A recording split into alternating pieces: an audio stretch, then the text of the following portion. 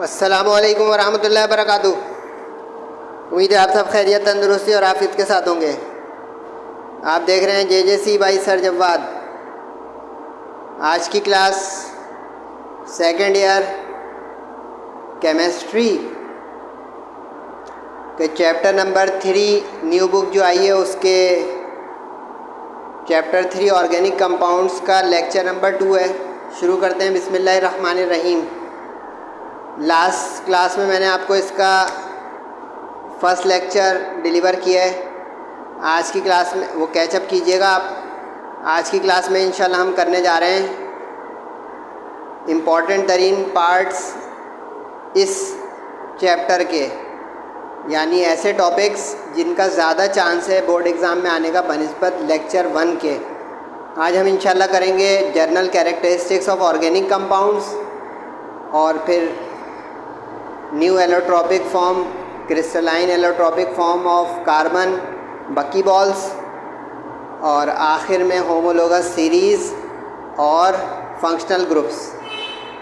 तो मेरे साथ रहिएगा एंड तक, क्योंकि ये इम्पॉर्टेंट लेक्चर है इस सेंस में कि इसमें से आपको सेक्शन बी का एक सवाल मिलेगा इंशाल्लाह। अपने साथ रजिस्टर या पेन और बुक रख लें तो बहुत अच्छी बात हो जाएगी, कुछ नोट करने की बातें भी आएंगी।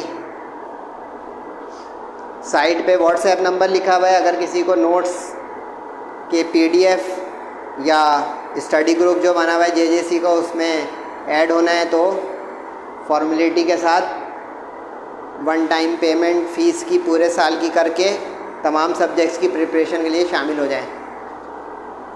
कैटिनेशन, अच्छा कुछ इसमें ऐसी डेफिनेशन वो प्रॉपर्टीज़ हैं, कैरेक्टरिस्टिक्स हैं जो ख़ुद अलग से एक नंबर की डेफिनेशन भी आ सकती है, तो उसको अलग से स्पेशल नोट दीजिएगा। जैसे ये जो है ये अलग से भी डेफिनेशन में आ सकती है। सेक्शन बी ऑर्गेनिक में डेफिनेशन का भी एक पार्ट होता है।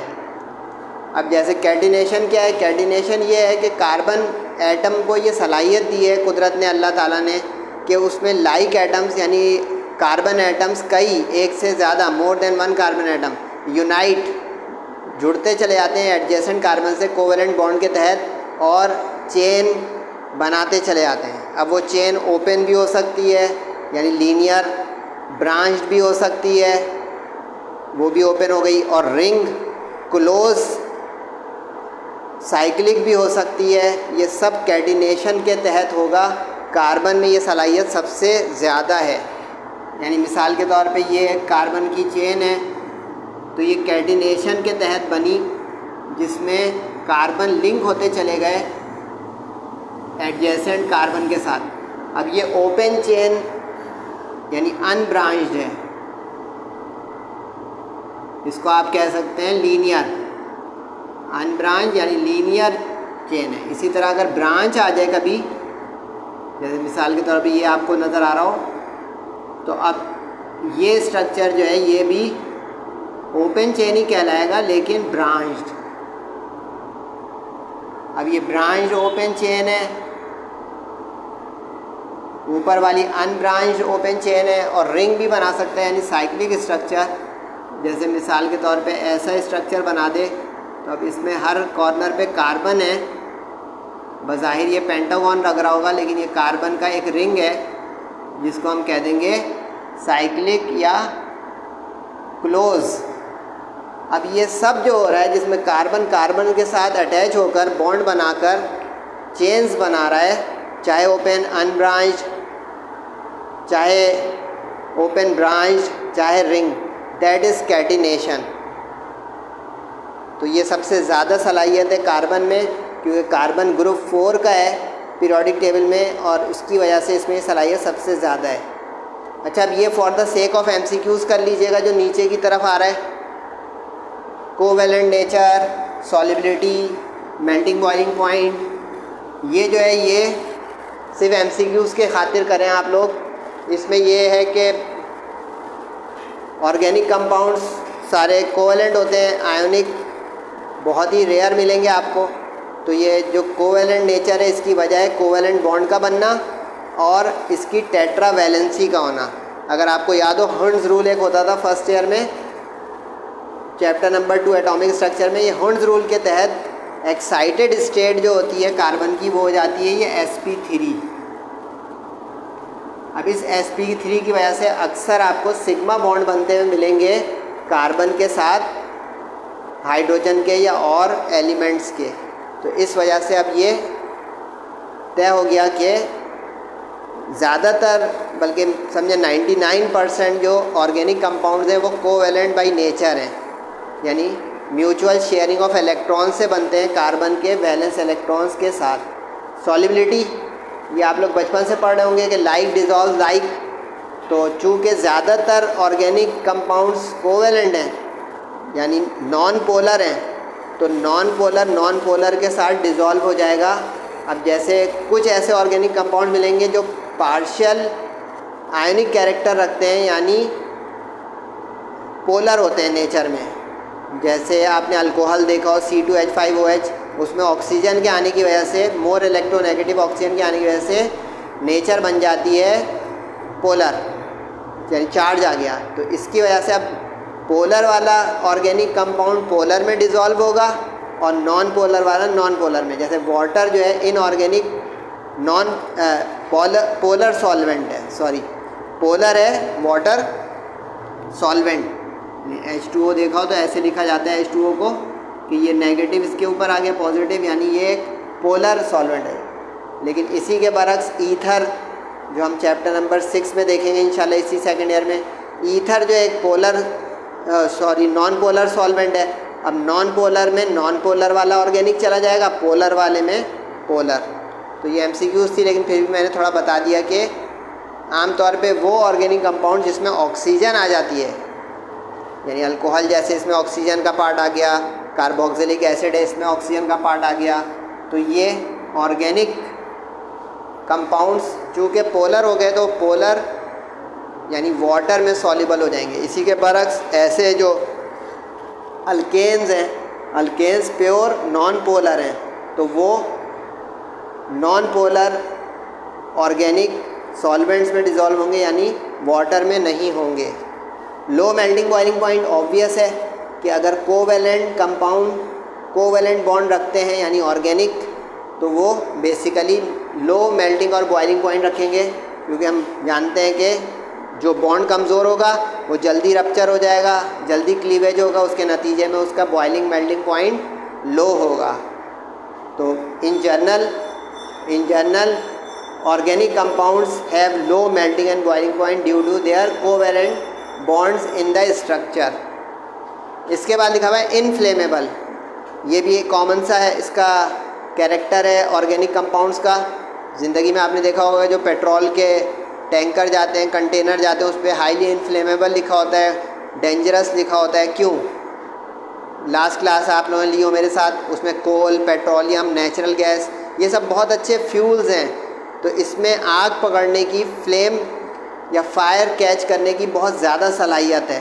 तो इस वजह से ये हेडिंग आपको नज़र आई, इनफ्लेमेबल यानी which can easily catch fire, या हाईली कंबस्टेबल और इग्नाइटेबल, जो आग जिनको लग सकती है। और घरों में आपने देखा होगा मीथेन की सुई गैस या नेचुरल गैस हमारे घरों में किचन में आ रही होती है, तो वहाँ पे बआसानी वो जलती है, यानी बर्न होती है, इग्नाइट होती है, कंबस्ट।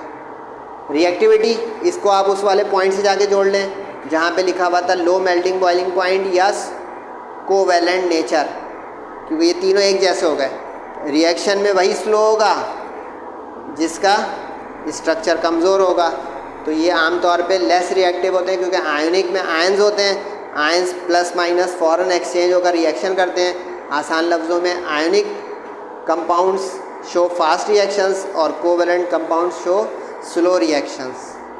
आइसोमेरिज्म, अच्छा ये जो टॉपिक आ रहा है आइसोमेरिज्म, ये आपको पूरा तफसील से मिलेगा इंशाल्लाह चैप्टर नंबर 5 में, जहाँ पे हम हाइड्रोकार्बन्स पढ़ेंगे। अभी मुख्तसर सिर्फ आप देखेंगे ये दो टर्म्स आइसोमेरिज्म और पॉलीमेरिज्म, इसकी तफसील भी है हमारे सिलेबस में। आइसोमेरिज्म की तफसील तो इंशाल्लाह अगला चैप्टर 5 आप लोग मेरे साथ पढ़ेंगे तो उसमें आपको मिल जाएगी। आइसो सेम को कहते हैं और मर जो है वो यूनिट को कहते हैं, ये दो लफ्ज़ों का मिलाप है, आइसो और मर। अब जो आइसो है वो सेम है, एक जैसा, और मर जो है वो यूनिट है, यानी सिंगल। अब इस दो स्ट्रक्चर को अगर आप देखें, इस तरह के कई सारे बन सकते हैं कि मॉलिक्यूलर फार्मूला उनका एक हो, यानी कि अगर आप इसका मॉलिक्यूलर फार्मूला काउंट करें तो बन रहा होगा C4H10। कार्बन काउंट करें 4 है और हाइड्रोजन काउंट करें 10 है। नीचे वाले देखें शेप यानी स्ट्रक्चरल फीचर, स्ट्रक्चरल फार्मूला बदल रहा है, कार्बन लेकिन 4 ही आ रहे हैं और हाइड्रोजन 10 ही आ रहे हैं, 3 3 6 3 9 और 1 10, 3 3 6 और 4 10। हम कहेंगे ये कि ये दोनों ब्यूटेन के आइसोमर्स हैं। इसी तरह अगर आप कार्बन बढ़ाते चले जाएंगे तो आइसोमर्स की तादाद बढ़ती चली जाएगी। जैसे मिसाल के तौर पे अगर आप 5 कार्बन वाला ले लेंगे पेंटेन, तो इसको आप कई तरीक़ों से बना सकते हैं। जैसे अब यहाँ पे ये भी 5 है, ये भी 5 है। अब हम कहेंगे ये तीनों पेंटेन के आइसोमर्स हैं। मुख्तसर ये हुआ कि आइसोमर्स जो है हैविंग सेम मॉलिक्यूलर फार्मूला। अब जैसे इनका C5H12 आएगा, आप हाइड्रोजन फुलफ़िल करके देखें। हाइड्रोजन फुलफ़िल करने का तरीका ये होता है, लास्ट क्लास में भी बताया था कि कार्बन की वैलेंसी 4 है तो हर कार्बन के साथ 4 अटैचमेंट है। इसमें H इसलिए नहीं है कि 4 अटैचमेंट्स यानी 4 बॉन्ड्स पूरे हो गए। इस वाले का आप लगाइएगा तो ये 3 पॉसिबल आइसोमर्स हो गए पेंटेन, यानी C5H12 पेंटेन के। ये ब्यूटेन के हुए, वो पेंटेन के। 2 एग्जाम्पल आ गई आपके पास, लेकिन हमें फ़िलहाल ये इस अंदाज में देखना है कि आइसोमेरिज्म की अगर डेफिनेशन पूछ ले तो क्या होगी। ये भी इम्पॉर्टेंट है, कैटिनेशन की तरह अलग से भी पूछ सकता है। तो ये ऑर्गेनिक, अच्छा ये ख्याल है चैप्टर ऑर्गेनिक का बेसिक चैप्टर है। तो अच्छा ये बोल्ड इटैलिक हुआ है, लेकिन मैं अपने अंदाज में पढ़ा रहा हूँ, तो आप वहाँ से सिर्फ काइंडली तस्वीर खींच रहे हैं तो ना खींचें, कुछ समझ के भी पढ़ने की कोशिश करें, बाकी आपकी मर्ज़ी है।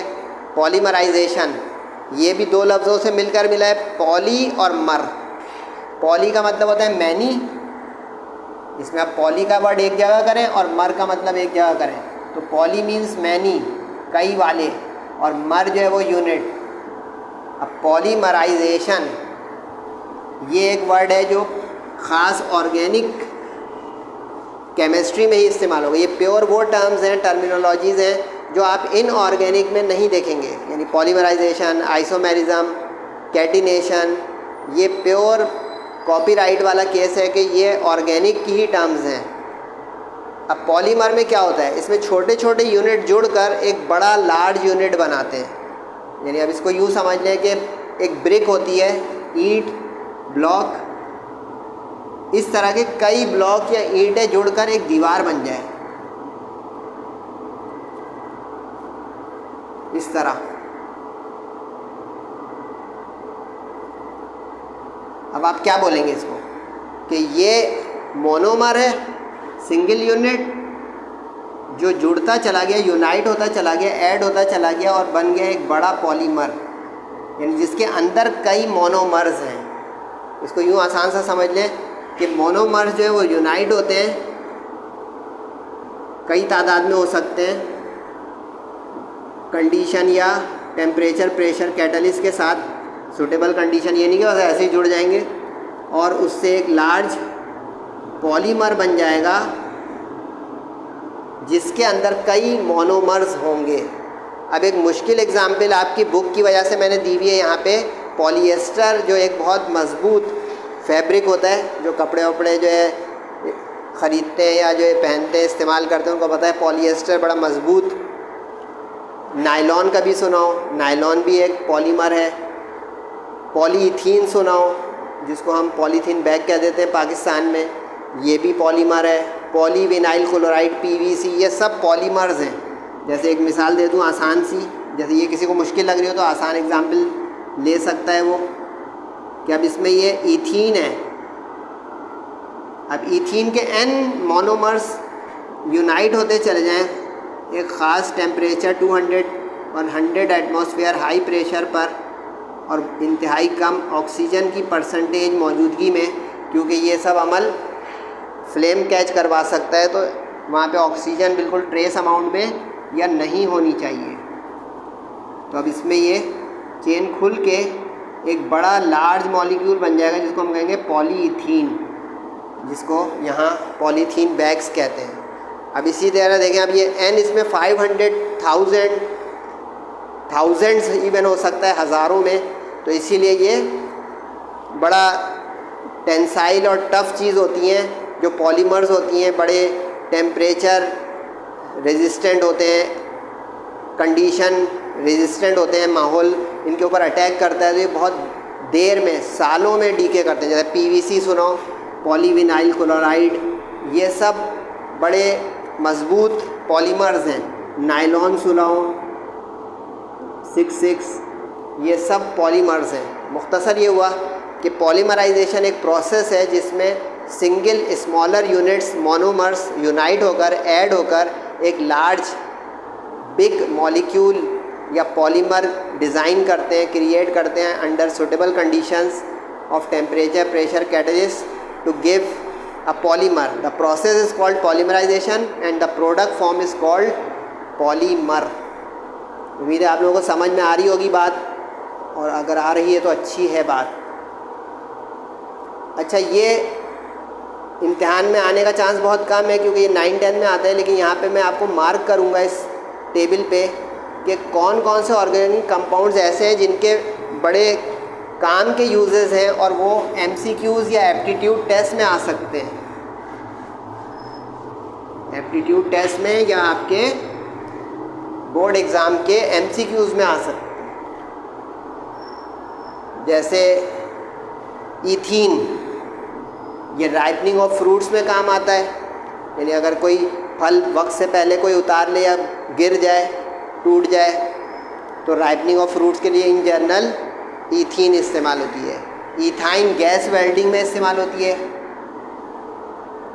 अच्छा, ये ख्याल है ईथीन को इथिलीन भी कहते हैं और ईथाइन को एसिटाइलिन भी कहते हैं। एसिटाइलिन फ्लेम बड़ा एनर्जेटिक होता है, हाई टेम्परेचर देता है 4000 to 500 डिग्री सेंटीग्रेड, इसीलिए उसको वेल्डिंग पर्पस के लिए इस्तेमाल किया जाता है। फॉर्मेलिन, जो प्री मेडिकल के स्टूडेंट हैं आगे MBBS में माशाल्लाह जाएंगे, ये वो एक मिक्सचर होता है फॉर्मेल्डिहाइड का और मिथाइल अल्कोहल का, जिसमें प्रिजर्व करते हैं बायोलॉजिकल स्पेसिमेन को ताकि उसकी स्टडी कर सकें, क्योंकि वो फिर डीके नहीं करता। जो वो लिक्विड बनता है, वो सॉल्यूशन जो बनता है, फिर उसमें वो बायोलॉजिकल सेल्स और टिश्यूज़ डीके नहीं करते, तो वो प्रिजर्व हो जाता है। उसकी फिर स्टडी करवाते हैं हाउस जॉब वगैरह में आमतौर पे। उसके बाद जो है ये डाईथाइल ईथर, ये एनेस्थीसिया, बेहोशी के काम आता है कि माइल्ड ट्रीटमेंट करनी हो किसी को बेहोश करके तकलीफ़ से बचाने के लिए, तो ये एनेस्थीसिया है, ईथर बहुत बेहतरीन।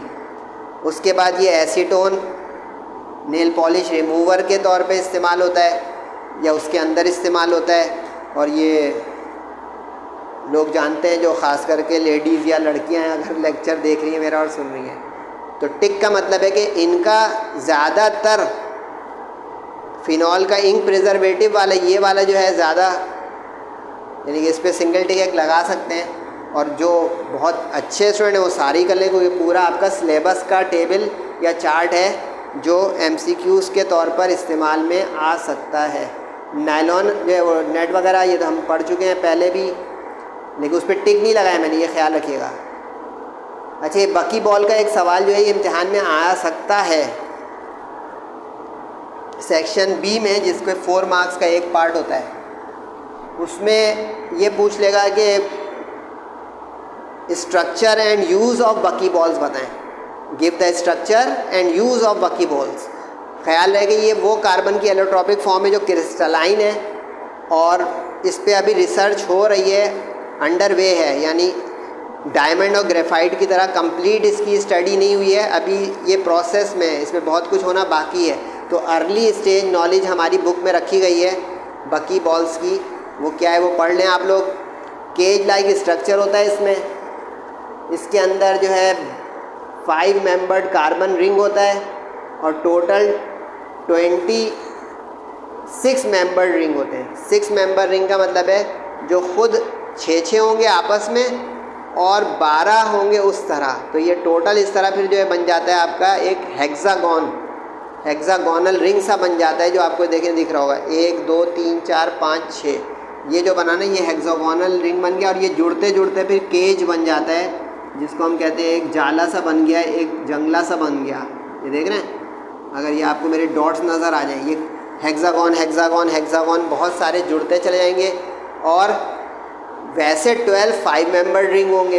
अंदर वाला देखेंगे तो ये देखें 5 नज़र आ रहा होगा, 1 2 3 4 5।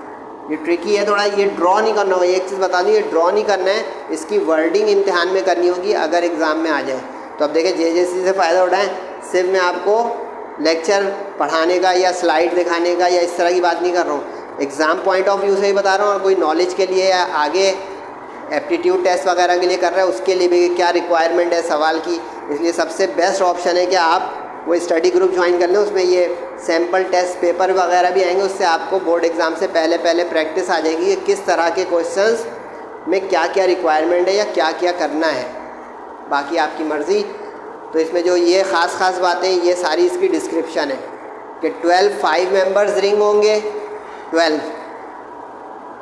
अब इससे ये होता है कि 12 5 से ये 60 हो जाता है, 60, इसलिए उसको C60 कहते हैं, C60।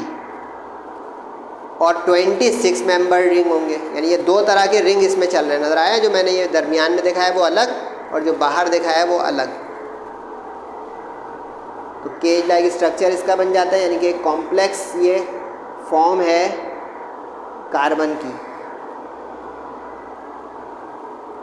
कुछ इसकी प्रॉपर्टीज़ हैं हमारे सिलेबस में। प्रॉपर्टीज़ ख्याल रहिए फिज़िकल प्रॉपर्टीज़ हैं, केमिकल प्रॉपर्टीज़ नहीं है। फिज़िकल प्रॉपर्टीज़ का मतलब है जो लर्निंग के लिए होती हैं कि हॉलो स्फीयर्स होते हैं इसमें, टेंसाइल स्ट्रेंथ यानी बहुत मजबूत एलोट्रॉपिक फॉर्म है, लाइक डायमंड एंड ग्रेफाइट। देख रहे हैं इसका मेल्टिंग पॉइंट 2800 सेल्सियस है, जो कि बहुत हाई टेम्परेचर है।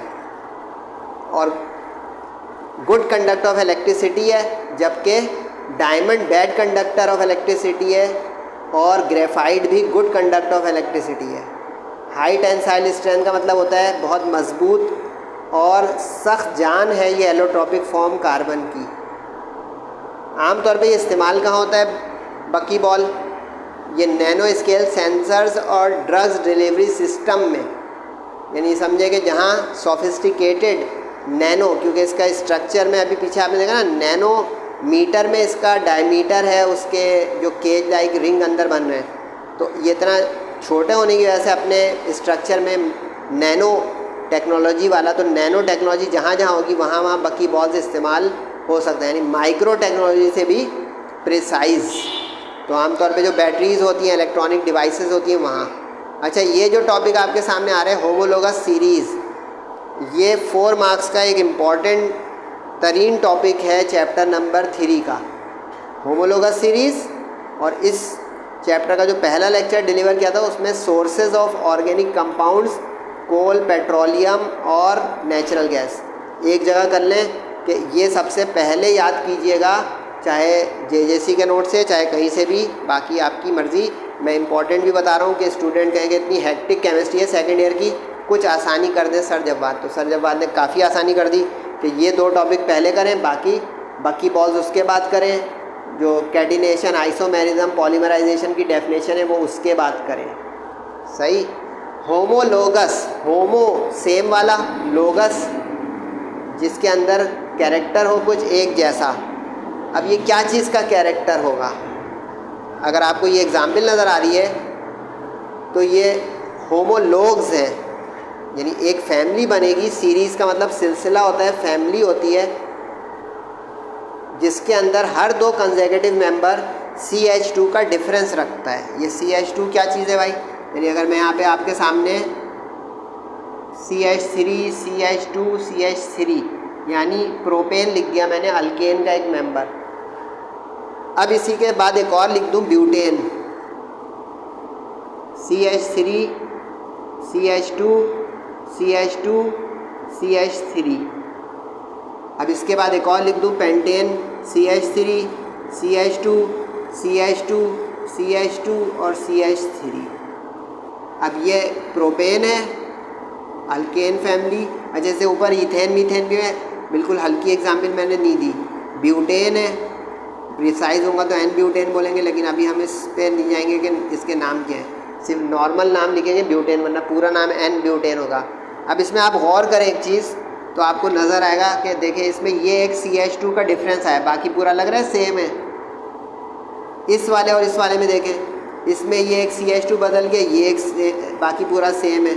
इसका ये मतलब हो रहा है कि हर दो कंसेक्यूटिव मेंबर में होमोलोगस सीरीज़ के CH2 का डिफरेंस होगा। अब ये CH2 है मिथिलीन ग्रुप, जैसे हमारे जो है इनऑर्गेनिक में रेडिकल्स होते थे, कार्बोनेट बाइकार्बोनेट ग्रुप होते हैं वो, यानी कि इनकम्प्लीट स्ट्रक्चर्स होते हैं जिससे जुड़ते हैं मीनिंगफुल बनते हैं। तो ये मिथिलीन जुड़ेगा तो कंप्लीट स्ट्रक्चर बनेगा, वरना अधूरा ये कुछ नहीं है, इसलिए इसको ग्रुप कहा जाता है। तो ये एक सीरीज़ बनी, सीरीज़ कहलाएगी होमोलोगस सीरीज़, और उसका हर इंडिविजुअल मेंबर कहलाएगा होमोलोग। ये दो अलग बातें हैं, जैसे आइसोमेरिज्म प्रोसेस फिनोमिना है और आइसोमर्स स्ट्रक्चर्स डिफरेंट शेप्स हैं, पॉलीमर्स प्रोडक्ट्स हैं, पॉलीमराइजेशन प्रोसेस है। दो दो चीज़ें पैरेलल में, ध्यान रखिएगा, दो अलग अलग चीज़ें कि होमोलोगस सीरीज़। अच्छा, इसकी कैरेक्टरिस्टिक के साथ हम पढ़ेंगे तो ये बनेगा 4 मार्क्स का सवाल। अब स्लाइड दिखाने से पहले मैं इसकी कैरेक्टरिस्टिक बता दूं ताकि आप लोग जल्दी जल्दी देख लें, तस्वीर खींच लें। होमोलोगस सीरीज़ की एक कैरेक्टरिस्टिक तो ये है कि इसको हम जर्नल फार्मूले से रिप्रेजेंट कर सकते हैं, इसकी कोई भी फैमिली। जैसे ये देखें अल्केन फैमिली नज़र आ रही है, इसको हम CnH2n+2 से रिप्रेजेंट कर सकते हैं। n का मतलब होगा नंबर ऑफ कार्बन एटम्स, यानी अब कार्बन को n को रखें 3 तो 1 2 3, 3 2 का कितना हुआ 6, 6 + 2 8, काउंट करें 3 + 3 6 + 2 8। यानी अगर हम एक जर्नल फार्मूला याद कर लें तो उसमें n को 1 2 3 4 रखते जाएं तो उसके मेंबर्स का मॉलिक्यूलर फार्मूला आता चला जाएगा उस होमोलोगस सीरीज़ का। यानी आप देखें अगला करें 4 4 2 8, 8 + 2 10, यानी C4H10। चेक कर लें C4, 3 + 3 6, 6 + 4 10।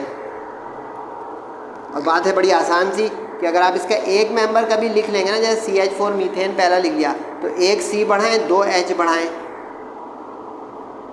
तो देखें फिर एक C बढ़ाएं एक H बढ़ाएं, फिर एक C बढ़ाएं एक H बढ़ाएं। अब ये 10 तक चले जाए तो डिकेन बन जाएगा। आप देखें ये C3H8 आया ये वाला, C4H10 ये वाला, इसके नीचे वाला आप बोलें एक्सीलेंट, C5H12 उसके नीचे वाला आएगा यानी पेंटेन। हेक्सेन वाले में C6H14 आ जाएगा एंड सो ऑन। तो अब अल्केन फैमिली जो है ये एक होमोलोगस सीरीज़ है, अल्कीन फैमिली एक होमोलोगस सीरीज़ है, अल्काइन फैमिली एक होमोलोगस सीरीज़ है। मैंने अपनी स्लाइड में अल्कोहल की एग्जांपल दे दी है कि OH ग्रुप वाला अल्कोहल ये एक होमोलोगस सीरीज़ है, क्योंकि इसमें भी वही कॉमन फैक्टर आ रहा होगा कि एक एक H देखिए बढ़ता जा रहा है। इसमें 2 थे, इसमें 3 हो गए, इसमें 4 हो गए, यानी हम कहेंगे ये 3 होमोलोग्स हैं अल्कोहल फैमिली के। तो एक तो इनको जनरल फार्मूले से रिप्रेजेंट कर सकते हैं। अब CH2 कार्बन 12 एटॉमिक मास और हाइड्रोजन 1 2 2 तो 14, 12 + 2 14। इसके हर दो मेंबर में कंसेक्यूटिव मेंबर में 14 ग्राम पर मोल का डिफरेंस होगा मॉलिक्यूलर मास या मोलर मास के लिहाज से। इनकी फ़िज़िकल प्रॉपर्टीज़ ग्रेजुअली चेंज होती हैं। जो होमोलोगस सीरीज़ होती है इनकी फ़िज़िकल प्रॉपर्टीज़ ग्रेजुअली चेंज होती हैं, यानी शुरू के जो मेंबर्स होंगे वो गैसेज होंगी, उससे नेक्स्ट मेंबर्स जो हैं वो लिक्विड्स होंगे, उससे नेक्स्ट मेंबर्स जो हैं वो वैक्सी या वैक्स लाइक सॉलिड्स होंगे। तो इस तरह ये तमाम फिज़िकल स्टेट में ग्रेजुअली चेंज होंगे, लेकिन केमिकली अलाइक होंगे। यानी अगर मीथेन कंबस्शन की सलाहियत रखेगी तो ईथेन भी कंबस्शन करेगी, एक ही फैमिली के केमिकल रिएक्टिविटी। अगर मीथेन सब्सटीट्यूशन करने की सलाहियत, सब्सटीट्यूशन रिएक्शन, तो नीचे ईथेन प्रोपेन ब्यूटेन भी सब्सटीट्यूशन प्रोडक्ट्स देंगे। अल्कीन फैमिली में अगर एक मेंबर एडिशन प्रोडक्ट देगा तो अगले मेंबर्स भी एडिशन प्रोडक्ट देंगे।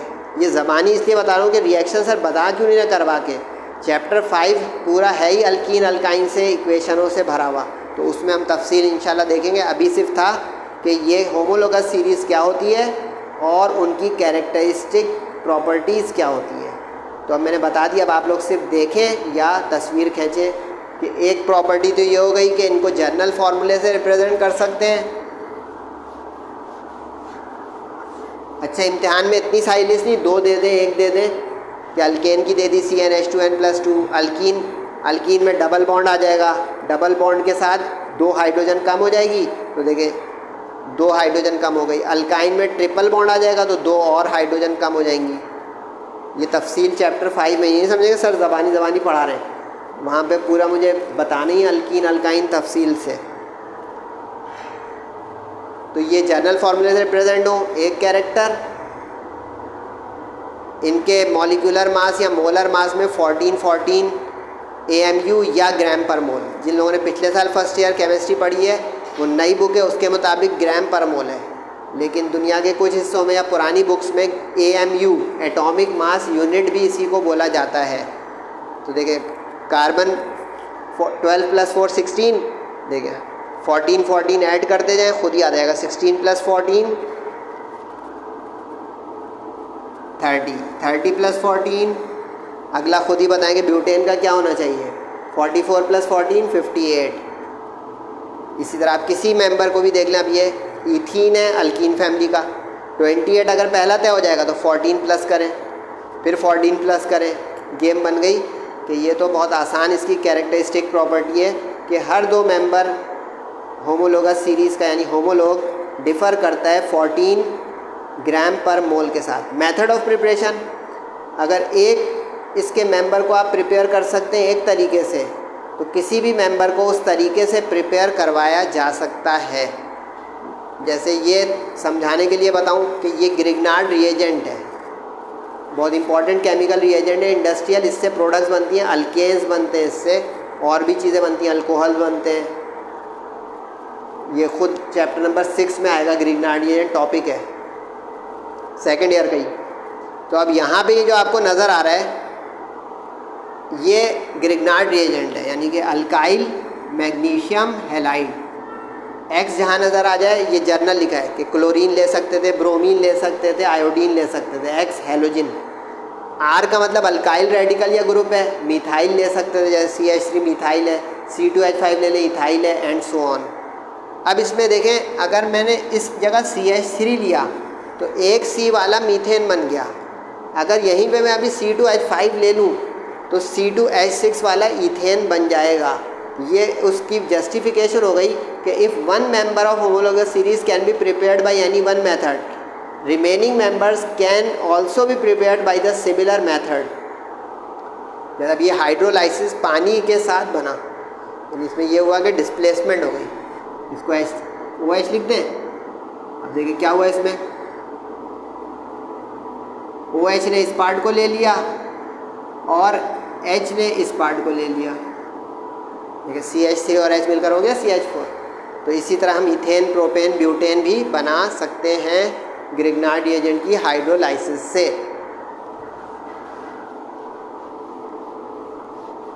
फिज़िकली और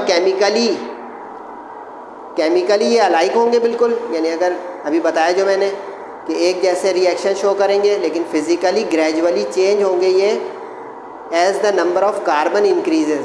यानी जिस होमोलोग में जितने ज़्यादा कार्बन होंगे उतनी ज़्यादा वो हैवी और डेंसिटी होने की वजह से अपनी स्टेट ऑफ मैटर में चेंज होता चला जाएगा। यानी पहले गैस होगी, फिर लिक्विड होगा और फिर आखिर में वैक्सी सॉलिड्स आना शुरू हो जाएंगे। सही है जनाब। आखिरी चीज़ है फंक्शनल ग्रुप। अच्छा, इसको ज़रा ध्यान से देखिएगा, इसका ये चैप्टर एंड हो जाएगा, चैप्टर 3 इंशाल्लाह। इसमें जो फंक्शनल ग्रुप्स आएंगे ना वो चैप्टर बाई चैप्टर हमें पढ़ने हैं। जैसे इसमें हैलोजिन आएंगे तो अल्काइल हैलाइड हम चैप्टर नंबर 6 में पढ़ेंगे, अल्कोहल आएंगे, फिनॉल आएंगे, वो चैप्टर नंबर 7 में पढ़ेंगे, कीटोन, एल्डिहाइड 8 में पढ़ेंगे, कार्बोक्सिलिक एसिड 9 में पढ़ेंगे, अमाइन, अमाइड वगैरह स्प्लिट है मुख्तलिफ़ चैप्टर में, अलग अलग है, 6 में भी है, 9 में भी है। तो इस तरह ये कई हैं। ये होते क्या हैं भाई, फंक्शनल, नाम में ही है फंक्शनल, यानी ये ऐसे ग्रुप्स हैं जिनके आने से, जिनके एडिशन से किसी ऑर्गेनिक कंपाउंड्स का रिएक्शन इन्हांस हो जाता है, फास्ट हो जाता है और वो ज़्यादा तेज़ रिएक्शन करने लग जाते हैं इसलिए इनको कहा जाता है फंक्शनल ग्रुप। और इसको आसान से बता दूं, जैसे ओरिजिनल जो होता है ना, जैसे अल्केन है CH4 मीथेन, अब ये लेस रिएक्टिव है क्योंकि ये प्योर ऑर्गेनिक कंपाउंड कोवैलेंट है, सही है। इसी में अब एक H को कम करें तो ये क्या हो गया CH3। अब ये देखें ये अल्काइल ग्रुप बन गया ना। अब अल्काइल ग्रुप की जगह यानी उस हाइड्रोजन के बदले कोई और चीज़ आके अटैच हो जाए। अब जैसे हो जाए फ़र्ज़ करें OH, तो हम कहेंगे देखिए ये हाइड्रोक्सिल यानी अल्कोहलिक ग्रुप है। ऑर्गेनिक में इसको हाइड्रोक्सिल के बजाय आप कहेंगे अल्कोहलिक ग्रुप है, समझे। इस तरह CO ग्रुप आ जाए तो हम कहेंगे कीटोनिक ग्रुप है। CHO आ जाए तो हम कहेंगे कि एल्डिहाइडिक ग्रुप है। COO आ जाए तो हम कहेंगे ईस्टर ग्रुप है। COOH आ जाए तो हम कहेंगे कार्बोक्सिलिक ग्रुप है। तो इस तरह एक बड़ी लंबी लिस्ट है कि इस फंक्शनल ग्रुप से रिएक्शन फास्ट हो जाते हैं। ओरिजिनल ऑर्गेनिक कंपाउंड रिएक्टिव हो जाता है जो पहले इनर्ट होता है, लेकिन ख्याल रहे कि ये आने से कंपाउंड को तो रिएक्टिव करेगा, लेकिन जो चेन होती है, चेन का मतलब जो कार्बन की चेन में मुसलसल बना रहा था, उसके ऊपर असर नहीं पड़ेगा, वो इनर्ट ही रहेगी। तो एन एटम और group of atoms whose present in organic compound confers का मतलब है मुंतकिल कर देना, उसको दे देना। तो उसको प्रॉपर्टीज़ दे देता है, यानी वो अपनी केमिकल प्रॉपर्टी मुनफरिद करके रिएक्टिव हो जाता है। सही है जनाब। अब ये लिस्ट देखें, उसके बाद छुट्टी आप लोग कर सकते हैं। लिस्ट का मतलब है कि इसमें आपको सिर्फ ये अभी फ़िलहाल लिस्ट देखनी है कि कौन सा फंक्शनल ग्रुप किस नाम का है, क्योंकि आगे ये तफसीली चैप्टर्स में आएगा 1 by 1। अब देखें अल्केन चूँकि बेसिक है, बाकी इसके डेरिवेटिव्स हैं, चाहे अल्कोहल हो चाहे कोई और हो, इसलिए इसमें डैश लगा हुआ है कि इसको हम फंक्शनल ग्रुप नहीं बोल सकते। लेकिन डबल बॉन्ड, ट्रिपल बॉन्ड, इसमें भी इख्तिलाफ है कि इसको फंक्शनल ग्रुप बोलेंगे नहीं। लिस्ट में इसलिए लिखा हुआ है कि डबल बॉन्ड यानी पाई बॉन्ड आने से रिएक्शन होने लगते हैं तेज़, ज़्यादा एडिशन रिएक्शन की तादाद बढ़ जाती है, क्योंकि पाई बॉन्ड वहाँ से टूटता है, सिंगल बॉन्ड आता है, यानी सैचुरेशन की तरफ जो है वो कंपाउंड जाता है। तो इसको भी आप फंक्शनल ग्रुप बोल सकते हैं। लेकिन असल जो लिस्ट है वो अगले फाइनल स्लाइड में, जिसके बाद चैप्टर दी एंड है, ये देखें, ये लंबी चौड़ी लिस्ट है और इसमें इसको याद कर लीजिएगा चैप्टर 5 शुरू होने से पहले, ताकि आप कंफर्टेबल हैं अगले चैप्टर्स में, वरना ये केमिस्ट्री परेशान कर सकती है कुछ बच्चों को। देखें अगर X आ जाएगा हैलोजिन तो ये अल्काइल हैलाइड हो जाएगा, यानी हम कहेंगे हैलोजिन एक फंक्शनल ग्रुप है, इसके आने से ये हुआ। OH आ जाए, अगर चेन में आ जाएगा ओपन तो ये अल्कोहलिक होगा, अगर रिंग में आ जाएगा तो ये फिनॉल होगा, सही है। O ऑक्सी ग्रुप अगर आ जाए तो ये ईथर होगा, यानी जो मैं बोल रहा हूँ इसी अंदाज से इसको याद करिएगा अगली क्लासों में। इसी तरह अगर CO आ जाए तो ये कीटोनिक ग्रुप होगा, लेकिन अगर CHO आ जाएगा, CHO, तो वो एल्डिहाइडिक ग्रुप होगा। यानी इसमें गौर कर रहे हैं, CO तो दोनों में है, तो ये तो हो गया कार्बोनिल। अब अगर इस कार्बोनिल के साथ H होगी तो ये होगा एल्डिहाइड, और अगर इस कार्बोनिल के साथ अल्काइल रेडिकल होगा तो ये होगा कीटोन। फ़र्क समझ में आया कि ये दोनों कार्बोनिल कंपाउंड्स हैं, चैप्टर 8 में आएगा। लेकिन एक में वैलेंसी हाइड्रोजन फुलफ़िल करती है उस कार्बोनिल कार्बन की, और एक में अल्काइल रेडिकल यानी मिथाइल, इथाइल, प्रोपाइल वगैरह फुलफ़िल करते हैं, सही है। कार्बोक्सिलिक ग्रुप आ जाए COOH, जिससे कार्बोक्सिलिक एसिड बनते हैं। COO ग्रुप आ जाए तो ईस्टर हो जाएगा वो COO। अच्छा ये देख रहे हैं करीब करीब के हैं सारे, CO, COO, CHO। अब देखिए इसमें ये क्या हुआ, COO आ गया, ये ईस्टर ग्रुप होगा, ठीक है। अल्काइल हैलाइड अभी बताया था RH, अगर इस अल्काइल हैलाइड के साथ ये कार्बोनिल ग्रुप भी आ जाए तो ये एसिल हैलाइड या एसाइल हैलाइड हो जाएगा, जिसको एसिड हैलाइड भी कहते हैं, और एसाइल हैलाइड, एसाइल की ACYL होगा और एसिड का ACID, क्योंकि ये एसिड्स के डेरिवेटिव्स हैं कार्बोक्सिलिक एसिड के, तो ये चैप्टर 9 में आपको दिखेगा भी कि ये इनके डेरिवेटिव्स हैं। इसी तरह सिर्फ NH2O तो ये अमाइन होते हैं, लेकिन अगर CO के साथ आएगा तो अमाइड होते हैं। ये देख रहे हैं फ़र्क, इसी के सामने ये लिख दो तो ये अल्काइल हैलाइड हो जाएगा। इसी में देखें करीब करीब, यानी इस वाले को अल्काइल हैलाइड के करीब करके लिख दें अपनी लिस्ट में, तो आपको कंफर्मेशन हो जाएगी कि अच्छा एसिड के साथ आ जाएं तो ये एसिड हैलाइड, और अगर उसके बगैर आ जाएं तो अल्काइल हैलाइड। R जो है पूरी जगह R अल्काइल है, मिथाइल, इथाइल, प्रोपाइल, इस तरह। और सिर्फ देखें अल्काइल के साथ NH2 आ जाए तो अमाइन होता है, अमाइनो ग्रुप हो गया, प्राइमरी अमाइन। और अगर यही चीज़ ऊपर CO के साथ आपको नज़र आ जाए तो ये अमाइड हो जाएगा। इसके अलावा भी एक दो होते हैं, ज़बानी बता देता हूँ, जैसे SH आ जाए तो ये थायोल है,